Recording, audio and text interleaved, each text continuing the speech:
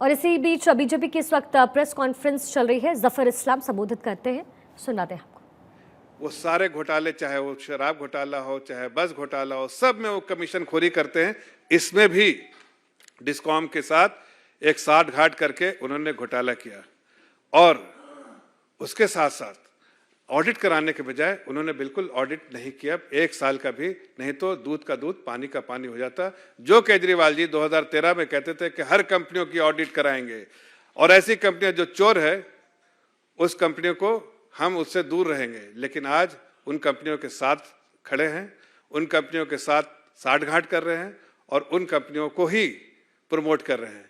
तो इससे समझ में आता है केजरीवाल जी आप घोटाला करते हैं लेकिन मुखौटा पहनते हैं।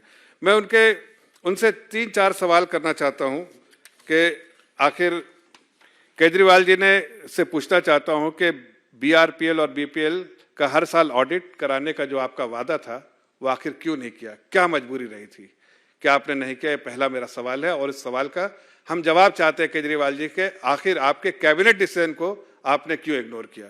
दूसरा सवाल है कि जब आपको दिल्ली इलेक्ट्रिसिटी रेगुलेटरी कमीशन ने आदेश दिया था, और उसका लेटर मैं आपको दिखाना चाहता हूं, उसका लेटर ही मैं ढूंढ रहा था, ये लेटर है, देखिए ये लेटर है डीईआरसी का, जिसमें बड़े साफ लफ्जों में आदेश दिया गया है दिल्ली गवर्नमेंट को कि आखिर आपको जो भी सब्सिडी देते हैं वो डायरेक्ट बेनिफिट ट्रांसफर के तहत किया जाए। अभी लेफ्टिनेंट गवर्नर जी ने चीफ सेक्रेटरी से इस पे 7 दिन के अंदर रिपोर्ट मांगी है कि आखिर क्यों ऐसा नहीं किया गया, जबकि ये डीईआरसी का इंस्ट्रक्शन था, आदेश था दिल्ली गवर्नमेंट को कि आप जो भी है वो इसके थ्रू डीबीटी के थ्रू किया जाए।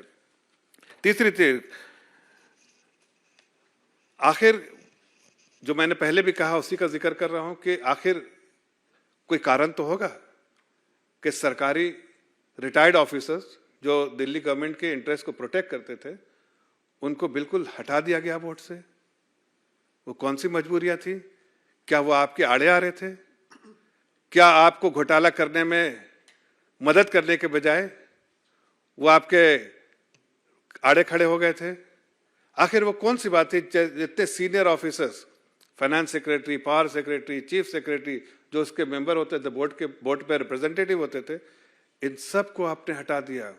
लेकिन आपने रखा कैसे लोगों को? जो घोटाला के लिए जाने जाते हैं, एनडी गुप्ता, जैस्मिन शाह, ये सब तो इनके प्यादे हैं जो घोटाला करते हैं।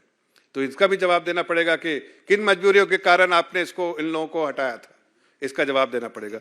और आखिरी सवाल है कि जो 11,500 जो फ्यूचर सेटलमेंट है उसकी रूपरेखा किसको मालूम है? आखिर वो क्या अंडरस्टैंडिंग आपने की? कैसे बताएंगे आप कितने बेनिफिशियरीज थे?